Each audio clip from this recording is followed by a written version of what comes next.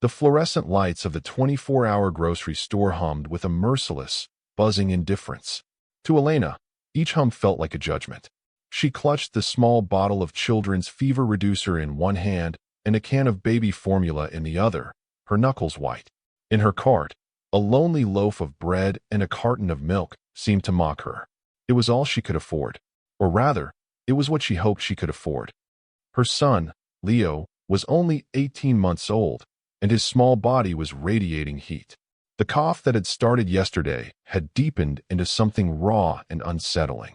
The doctor on the free clinic helpline had been clear: get the fever down, keep him hydrated, and bring him in if it worsened. But the nearest clinic was a 2-bus ride away, an impossible journey in the cold drizzle with a sick toddler. This medicine was her only line of defense. At the checkout, the cashier scanned the items with practiced speed. The total appeared on the small screen, a number that made Elena's stomach clench into a tight, painful knot. It was $3 more than she had. She slid her debit card into the reader anyway, a desperate prayer echoing in the hollow space of her chest. Please let there have been a miscalculation. The machine beeped, a sharp, cruel sound. The cashier, a young woman with tired eyes, looked at the screen and then at Elena. It's declined. Humiliation washed over Elena, hot and suffocating. She felt the eyes of the person behind her, a prickling sensation on the back of her neck. Can you try it again? She asked, her voice barely a whisper. The cashier obliged, but the result was the same. A second, final beep of rejection. Sorry, still declined. Elena's mind raced. She could put back the bread and milk. But even then, she wasn't sure she had enough for both the formula and the medicine. Leo needed the formula to take the medicine, but he needed the medicine to be well enough to even drink the formula. It was an impossible, torturous equation. Tears burned behind her eyes, and she blinked rapidly, refusing to let them fall. She would not cry in the middle of a grocery store. I need to put something back, she stammered, reaching for the fever reducer. Her heart fractured at the thought. How could she choose? That won't be necessary. The voice was deep and calm, coming from directly behind her. It was so unexpected that Elena flinched. She turned to see a man who seemed utterly out of place. He wore a perfectly tailored dark suit, his tie loosened just slightly, and his shoes gleamed even under the harsh fluorescent lights. He looked like he had just stepped out of a boardroom, not a late-night grocery run. His expression was unreadable, but his eyes, a startling shade of gray, held a quiet intensity as they flickered from her face to the items on the conveyor belt. Excuse me, Elena said, her pride bristling. He gave a slight nod to the cashier.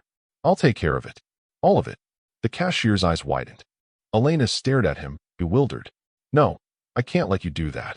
Please, he said, his voice softening slightly, though it still held a tone of command. Allow me. He produced a sleek black credit card and handed it to the cashier before Elena could protest further. The cashier, seemingly stunned into silence, took it and completed the transaction. The man didn't stop there. He looked into her nearly empty cart. Is that all you need? What about diapers? Wipes? More food? Elena was speechless. The sheer absurdity of the situation was overwhelming. A billionaire, which he surely had to be, was offering to buy her groceries. Who are you? She finally managed to ask. My name is Damian Sterling, he said simply. He gestured for her to start bagging the items. Let me help you. He moved with a surprising efficiency, bagging her few items with a gentle care that seemed at odds with his powerful demeanor. He paid for everything, the small bottle of medicine, the formula, the bread, and the milk, without a second glance at the total. The transaction was a pittance to him, but to her, it was the world. Why? She asked, her voice thick with a mixture of gratitude and deep suspicion. Why would you do this? Damian's gaze fell on the bottle of fever reducer in the bag, and for a fleeting moment, a shadow of profound sadness crossed his face. It was there and gone so quickly she thought she might have imagined it. Everyone needs a little help sometimes, he said, his voice quiet. He picked up the single grocery bag and walked with her toward the exit. Outside, the rain had picked up. A sleek black car with a driver was waiting at the curb. Of course it was. Damian handed her the bag and then reached into his jacket, pulling out a business card. My name and number are on here, he said. I own a company, Sterling Corporation. We're always looking for talented people. What did you do before? He trailed off, gesturing vaguely at her worn coat and the general air of struggle that clung to her. I was a financial analyst, she said, the words tasting like a life she had lived a century ago. Pride made her lift her chin. For a major investment firm. A flicker of interest appeared in his eyes. Then you should call me. I mean it. I could have my human resources department set up an interview. Elena took the card, the thick, embossed paper feeling foreign in her trembling fingers. She was too stunned to do anything but nod. He gave her a final, searching look before getting into his car. As the vehicle pulled away, its taillights disappearing into the rainy night, Elena stood on the wet pavement, clutching a bag of groceries paid for by a stranger and a business card that felt like a ticket to another universe. Suspicion warred with a desperate, burgeoning hope. No one was that kind without a reason. For 3 days, the business card sat on her small kitchen counter, a stark white rectangle in her world of beige and gray. Leo's fever had broken thanks to the medicine, but her financial situation remained critical. Her landlord had slipped another notice under the door, this one printed on angry red paper.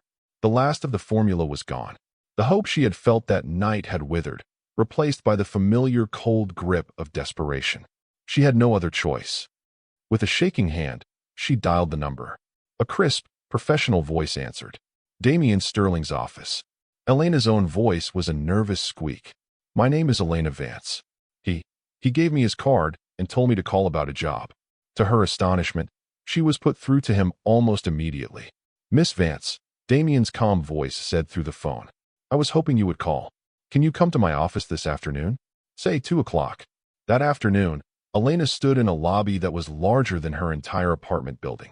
Marble floors, soaring glass walls, and a hushed atmosphere of wealth and power surrounded her. She wore her only interview outfit, a blazer and skirt that were a size too big, bought from a thrift store years ago. She felt like an imposter, a mouse wandering into a lion's den.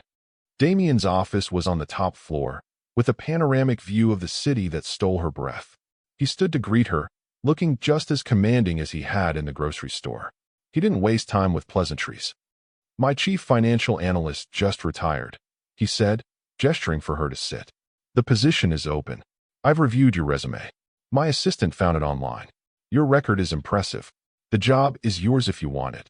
Elena stared at him, her suspicion now a roaring fire. This was too easy. A chance meeting in a grocery store did not lead to a high-level executive position. Why? She asked, her voice sharper than she intended. Why are you doing this? What do you want from me? Damien leaned back in his chair, his gaze steady. He didn't seem offended by her accusation. He seemed to expect it. I understand your skepticism. You believe my generosity has a price. Doesn't it always? She shot back, the bitterness of her life's experiences coloring her words. He was silent for a long moment, his gaze drifting to a silver-framed photograph on his desk. Elena couldn't see the picture from her angle, but she saw the change in his expression. The corporate mask fell away, revealing a deep, aching vulnerability that stunned her. When he finally spoke, his voice was heavy with a sorrow that seemed to fill the vast office. 5 years ago, my wife and I had a son. His name was Leo. Elena's breath caught in her throat. The name, the same as her son's, hung in the air between them. Damien's perspective shifted, the memory rising unbidden, as sharp and painful as it had been on the day it happened. He was no longer in his sterile, glass-walled office, but back in a remote mountain cabin, the wind howling outside, shaking the very foundations of the building. His wife, Clara, was frantic, holding their small son, their Leo, who was burning with fever. The storm had knocked out the power and the phone lines. The roads were impassable. They were trapped. They had medicine, but it wasn't working. The fever kept climbing, relentless and cruel. He remembered the terrifying feeling of helplessness, of being a man who could command boardrooms and move markets, but could do nothing to save his own child. They had lost him before the dawn. He brought himself back to the present, his gaze returning to Elena. His voice was raw when he continued. He was 18 months old. He died from a fever, a febrile seizure. We were stranded by a storm, unable to get him to a hospital. We couldn't save him. He finally turned the photograph around for her to see. A smiling baby with bright, curious eyes stared back at her. He looked so much like her Leo. When I saw you in that store, Damien said, his voice thick with emotion, and I saw you holding that medicine, and I heard your son was sick. It was like the universe was giving me a second chance. A chance to do for you and your son what I couldn't do for my own. It's not about you owing me anything, Miss Vance. It's about me owing him. It's about trying to make some kind of meaning out of something so meaningless. The confession washed over Elena, extinguishing the fire of her suspicion and leaving behind a profound sense of empathy. The puzzle pieces of his behavior clicked into place. His disproportionate kindness, his sad eyes, his insistence on helping. It wasn't a transaction. It was an act of penance, an act of healing. Tears she had refused to shed in the grocery store now streamed freely down her face. I am so sorry, she whispered, her heart aching for this powerful man and his devastating loss. Don't be, he said softly. Just take the job. Be brilliant. And let me help you give your Leo the life he deserves. That's all the payment I will ever need. Elena accepted. She threw herself into the work with a fierce determination, eager to prove that his faith in her was not misplaced. Her mind, sharp and analytical, thrived on the complex financial data of Sterling Corporation. She was good. She was more than good. She was exceptional. She quickly became an invaluable member of Damien's team. Their relationship evolved from employer and employee to something more. He was a mentor, a friend. He never crossed a professional line, but the personal connection between them deepened, forged in the shared, unspoken grief and gratitude that defined their meeting. He adored Leo, who quickly grew to love the tall, quiet man who would get on the floor and build block towers with him for hours. Damien became a fixture in their lives, a stable, protective presence Elena hadn't realized how much she needed. It was during a late-night audit that she found it. A small discrepancy, a rounding error that seemed insignificant at first. But her instincts, honed by years of experience, told her something was wrong.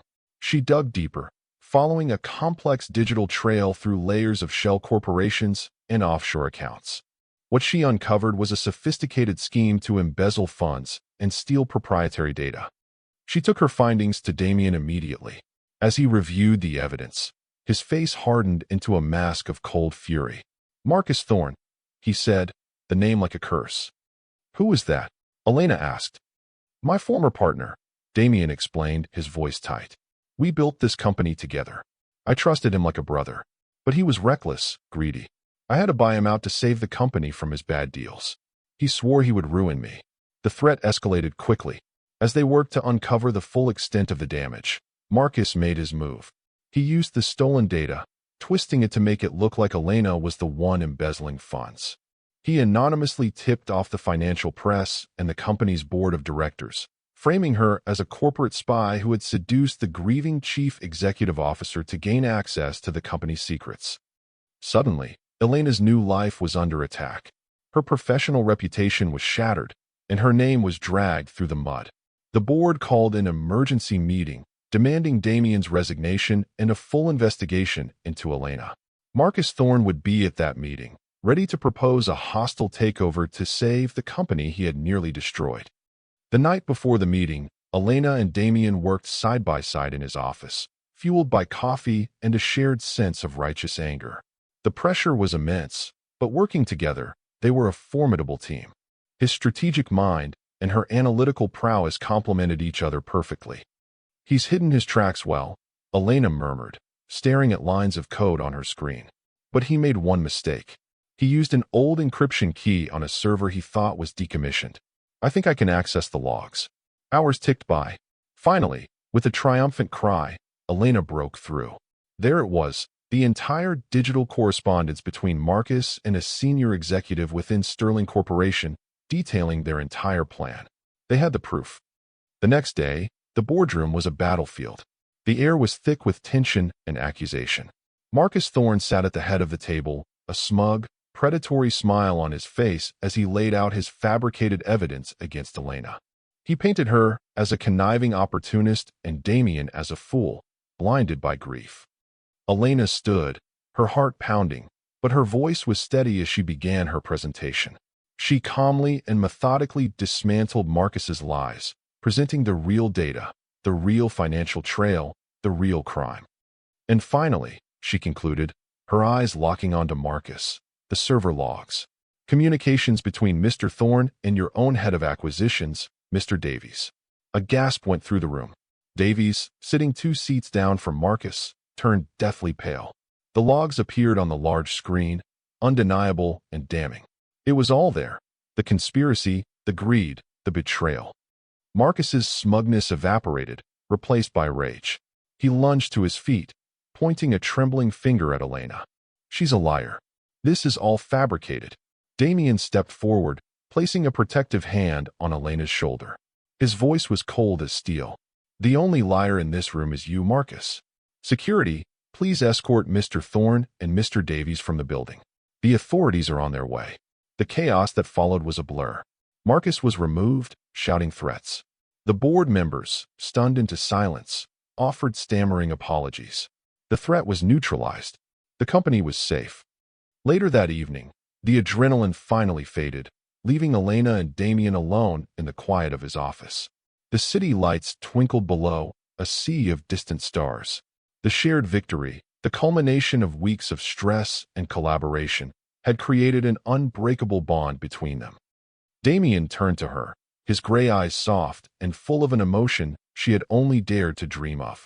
You saved my company, Elena. You saved me. We saved it, she corrected softly.